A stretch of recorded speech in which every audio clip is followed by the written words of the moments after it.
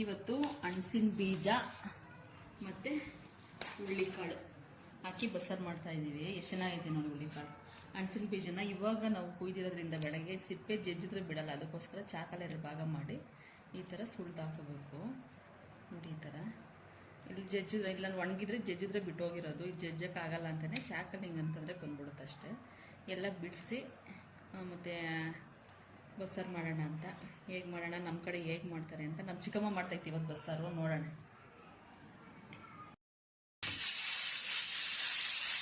ಹುಳ್ಳಿಕಾಳಲ್ಲಿ ಕಲ್ಲಿದ್ರೆ ನೋಡಿ ಈ ಥರ ಜಂಡಿಡಿದ್ರೆ ಕೆಳಗಡೆ ಬೀಳುತ್ತೆ. ಆ ಕಲ್ಲ ಇರ್ಬೋದು, ಸಣ್ಣ ಸಣ್ಣದು ಏನಾದರೂ ಇದ್ದರೆ ಕೆಳಗಡೆ ಬೀಳುತ್ತೆ. ಆಮೇಲೆ ನಾವು ಕ್ಲೀನ್ ಮಾಡೋಕ್ಕೆ ಈಸಿ ಆಗುತ್ತೆ. ಇವಾಗ ಕಾಳು ಬೇಯೋಕೆ ನೀರಿಟ್ಟಿದ್ದೀನಿ, ನೀರು ಕಾಯ್ದೈತೆ. ಇದು ನಾವು ಹುಳ್ಳಿಕಾಳನ್ನ ತೊಳೆದು ಮಡಿಕೊಂಡು ಕಲ್ಲೇನಾದ್ರು ಇದ್ದರೆ ಒಂದು ಜಾಲಿಸ್ಬಿಟ್ಟು ಹಾಕಿ, ಕಲ್ಲಿಲ್ಲ ಅಂದರೆ ಡೈರೆಕ್ಟಾಗಿ ತೊಳೆದ್ಬಿಟ್ಟು ಹಾಕ್ಬೋದು.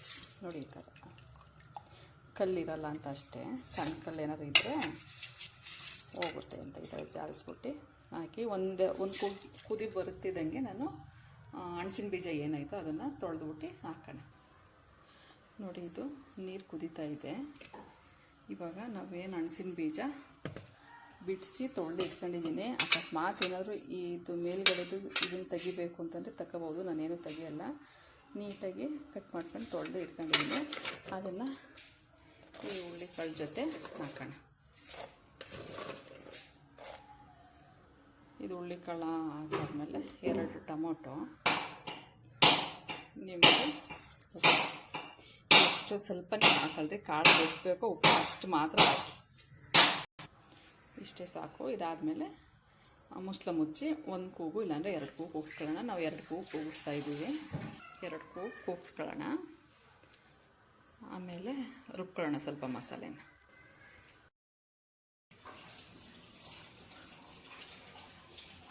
ಈ ಥರ ಎಲ್ಲ ಕ್ಲೀನಾಗಿ ಎಣ್ಣೆಯಲ್ಲಿ ಫ್ರೈ ಮಾಡ್ಕೋಬೇಕು. ಇವಾಗ ಕಾಳು ಒಗ್ಗರಣೆಗೆ ರೆಡಿ ಮಾಡ್ಕೊಳ್ಳೋಣ. ಸ್ವಲ್ಪ ಎಣ್ಣೆ ಹಾಕಿದ್ದೀನಿ, ಮತ್ತು ಈರುಳ್ಳಿ, ಕರಿಬೇವು, ಮೆಣಸಿನಕಾಯಿ ಎಲ್ಲ ಹಚ್ಕೊಂಡಿದ್ದೀನಿ. ನೋಡಿ ಈ ಥರ ಚೆನ್ನಾಗಿ ಫ್ರೈ ಮಾಡೋಣ.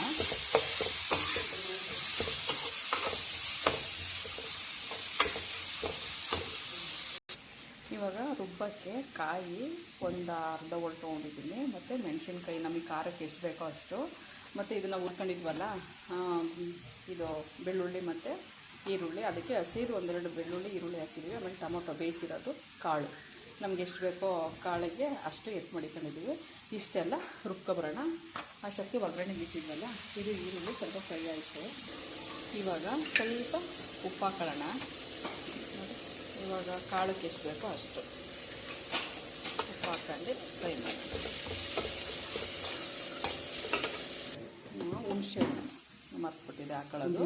ಹುಣಸೆಹಣ್ಣು, ಒಂದು ನಿಂಬೆಹಣ್ಣು ಬೇಕು. ಒಟ್ಟಿನಲ್ಲಿ ನಿಮ್ಗೆ ಹುಳಿ ಎಷ್ಟು ಬೇಕು ಅಷ್ಟು. ನಾನು 2 ಟೊಮೊಟೊ ಬೇಯೋಕ್ಕಾಗಿದ್ದೀನಲ್ಲ, ನಿಮ್ಗೆ ಹುಳಿ ಎಷ್ಟು ಬೇಕಷ್ಟು. ಇವಾಗ ಇದು ಫ್ರೈ ಆಗಿದೆ. ಇದಕ್ಕೆ ನಾವು ಬಸ್ಕೊಂಡಿದ್ದೀವಲ್ಲ ಕಾಳು, ಹುಳಿಕಾಳು ಮತ್ತು ಹಲಸುಂಡೆ ಕಾಳು, ಹಣಸಿನ ಬೀಜ ಮತ್ತು ಹುಳ್ಳಿಕಾಳು, ಅದನ್ನು ಹಾಕ್ಬಿಟ್ಟು ಚೆನ್ನಾಗಿ ಫ್ರೈ ಮಾಡ್ಕೊಳ್ಳೋಣ. ಎಲ್ಲ ಹಾಕ್ಕೊಂಡು ಫ್ರೈ ಮಾಡೋಣ. ನೋಡಿ ಇದು ನಾನು ಒಗ್ಗರಣೆ ಆಗಿದೆ. ಅಕಸ್ಮಾತ್ ಇನ್ನೊಂದು ಸ್ವಲ್ಪ ಖಾರ ಬೇಕು ಅಂತಂದರೆ ನೀವು ಚಿಲ್ಲಿ ಪೌಡ್ರನ್ನ ಹಾಕಿ, ಇಲ್ಲಾಂದರೆ ಹುಚ್ಚೋಳು ಪೌಡ್ರ್ ಇರುತ್ತಲ್ಲ, ಹುಚ್ಚೋಳು ಪೌಡ್ರ್ ಆದರೂ ಹಾಕ್ಬೋದು. ಇವಾಗ ನಾನು ಸದ್ಯಕ್ಕೆ ಚಿಲ್ಲಿ ಪೌಡ್ರು ಮತ್ತು ಕಡಲೆ ಬೀಜದ ಪೌಡ್ರ್ ಹಾಕ್ತಾಯಿದ್ದೀನಿ. ನಿಮ್ಗೆ ಯಾವ ರೆಡಿ ಇರುತ್ತೋ ಅದನ್ನು ಹಾಕಿ, ಇಲ್ದಲ್ಲಿದ್ರೂ ಪರವಾಗಿಲ್ಲ. ಇವಾಗ ನೋಡಿ ಇದಾಗಿದೆ. ಇದಕ್ಕೆ ಕಾಯಿ ಹಾಕೋಣ. ಕಾಯಿ ಹಾಕಿ ಚೆನ್ನಾಗಿ ಮಿಕ್ಸ್ ಮಾಡ್ಕೊಳ್ಳೋಣ. ಇವಾಗ ರೆಡಿ ಆಯಿತು ಪಲ್ಯ. ಇವಾಗ ಸಾರಿಗೆ ಒಗ್ಗರಣೆ ಇಟ್ಟಿದ್ದೀನಿ, ಕುಕ್ಕರ್ ಇಟ್ಟಿದ್ದೀನಿ. ಅದಕ್ಕೆ ಒಗ್ಗರಣೆ ಹಾಕೋಕ್ಕೆ ಎಣ್ಣೆ ಹಾಕ್ತೀನಿ. ಇವಾಗ ಎಣ್ಣೆ ಕಾಯ್ದಿದೆ, ಸಾಸಿವೆ ಹಾಕ್ತಾಯಿದ್ದೀನಿ. ಸಾಸಿವೆ ಸಿಡಿದ್ಮೇಲೆ ಇದು ಈರುಳ್ಳಿ, ಬೆಳ್ಳುಳ್ಳಿ ಜಜ್ಜಿದ್ದೀನಿ ನಾನು ಕಲ್ಲಲ್ಲಿ, ಮತ್ತು 2 ಒಣಮೆಣ್ಸಿನ್ಕಾಯಿ ಮತ್ತು ಕರಿಬೇವಿನ ಸೊಪ್ಪು, ಇದನ್ನು ಹಾಕಿ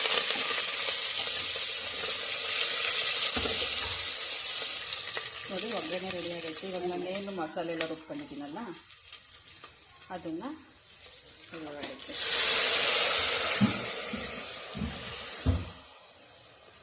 ಇವಾಗ ನಿಮ್ಗೆ ಅಕಸ್ಮಾತ್ ಏನಾದರೂ ಮೆಣಸಿನ್ಕಾಯಿ ಇದೆ ಇಲ್ಲ ಅಂತಂದರೆ ಸ್ವಲ್ಪ ಸಾಂಬಾರು ಪುಡಿನಾದರೂ ಬೆರೆಸ್ಕೋಬೋದು ನೀವು, 1 ಸ್ಪೂನಷ್ಟು.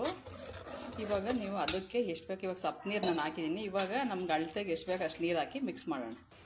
ನೋಡಿ ಇದು ಕುದೀತಾ ಇದೆ. ಕುದೀತಾ ಇದ್ದಾಗ ನಾವು ಸಪ್ಪು ನೀರು ಇಟ್ಕೊಂಡಿದ್ವಲ್ಲ ಅದನ್ನು ಒಯ್ಯೋಣ. ಆಮೇಲೆ ಇನ್ನೂ ಎಕ್ಸ್ಟ್ರಾ ನೀರು ಬೇಕಾದ್ರೂ ಒಯ್ದುಬಿಟ್ಟು ನೀವು ಇವಾಗಲೇ ಮಿಕ್ಸ್ ಮಾಡ್ಕೋಬೇಕು. ನೋಡಿ ನಾನು ಇವಾಗ ಎಷ್ಟು ಅಳತೆಗೆ ನೀರು ಬೇಕೋ ನಾನು ಅಷ್ಟಕ್ಕೆ ಒಯ್ದು ಒಂದು ಹದವಾಗಿ ಇಟ್ಟಿದ್ದೀನಿ. ಇದು ಚೆನ್ನಾಗಿ ಬೇಯಬೇಕು. ಇವಾಗಲೇ ನೀವು ನೋಡ್ಕೊಂಡು ಉಪ್ಪು ಬೇಕಾ ಖಾರ ಬೇಕೋ ಏನು ಬೇಕು ಅಂತನ, ನಿಮಗೆ ಉಪ್ಪು ಬೇಕಾದ್ರೆ ಉಪ್ಪು ಹಾಕಿ, ಖಾರ ಬೇಕಾದ್ರೂ ಖಾರ ಹಾಕಿ, ಇಲ್ಲ ಕರೆಕ್ಟಾಗಿ ಐತೆ ಅಂತಂದರೆ ಇದು ಚೆನ್ನಾಗಿ ಕುದಿಬೇಕು. ಬಸ್ಸಾರನ್ನ ಎಷ್ಟು ಕುದಿಸ್ತೀರೋ ಅಷ್ಟು ಟೇಸ್ಟ್ ಬರುತ್ತೆ. ಕುದ್ರೆ ರೆಡಿ ಬಸ್ಸಾರು. ನೋಡಿ ಹಿಂಗೆ ಕುದೀತಾ ಇದೆ, ತುಂಬ ಚೆನ್ನಾಗೈತೆ ಸಾರು. ಟೇಸ್ಟ್ ನೋಡೋದು ಉಪ್ಪು ಖಾರ ಹುಳಿ ಎಲ್ಲ ಒಂದು ಹದವಾಗಿ ಚೆನ್ನಾಗೈತೆ. ಇಷ್ಟು ಮಳ್ಳಿದ್ರೆ ಸರಿ. ಇದು ಮುದ್ದೆ ಜೊತೆ ಅನ್ನೋ ಜೊತೆ ಸೂಪರಾಗಿರುತ್ತೆ. ಒಂದು ಸಲ ಟ್ರೈ ಮಾಡಿ ಹೇಗಿದೆ ಅಂತ ಹೇಳಿ.